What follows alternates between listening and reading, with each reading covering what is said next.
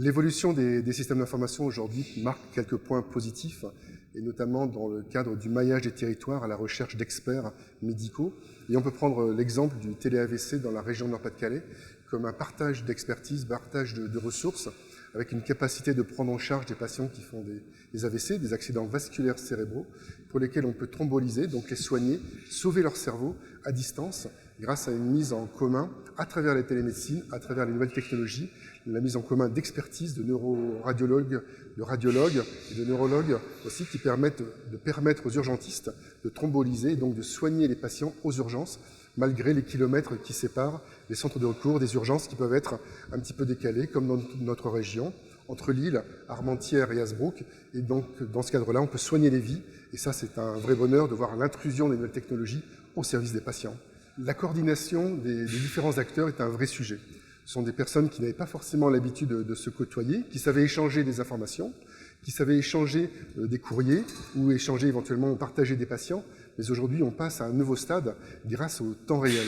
On travaillait à une époque en temps différé à travers ces courriers. Aujourd'hui, on va travailler en direct grâce à la télémédecine et grâce à la puissance des réseaux qui, évidemment, doivent encore progresser puisque les débits ne sont pas toujours au rendez-vous.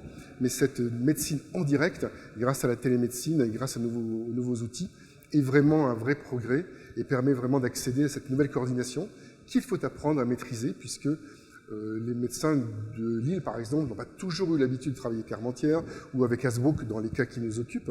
Mais donc, de nouvelles collaborations et de nouvelles aides sont à mettre en place. Et là, la technologie le permet et permet d'envisager de nouvelles coordinations et donc de nouveaux services aux patients. Au-delà de la coordination des experts, au-delà de la coordination des réseaux ville-hôpital, une nouvelle technologie va vraiment aussi changer les choses, l'expérience des usagers. L'expérience des usagers à travers les objets connectés, aussi à travers les nouvelles applications disponibles sur les smartphones, change la relation du patient, anciennement client, mais qui devient acteur de sa santé, puisqu'on peut le rappeler, les patients sont une plus grande partie de leur vie en mode bien-être.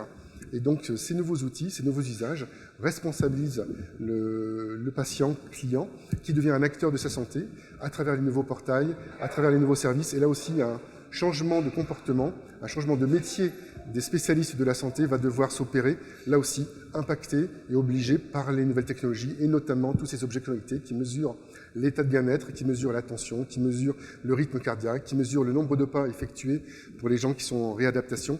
Et là aussi, on a un nouveau paradigme, un nouveau champ d'exploration de tous ces modes de santé ou de rester en bonne santé qui présage de belles choses dans les années qui viennent.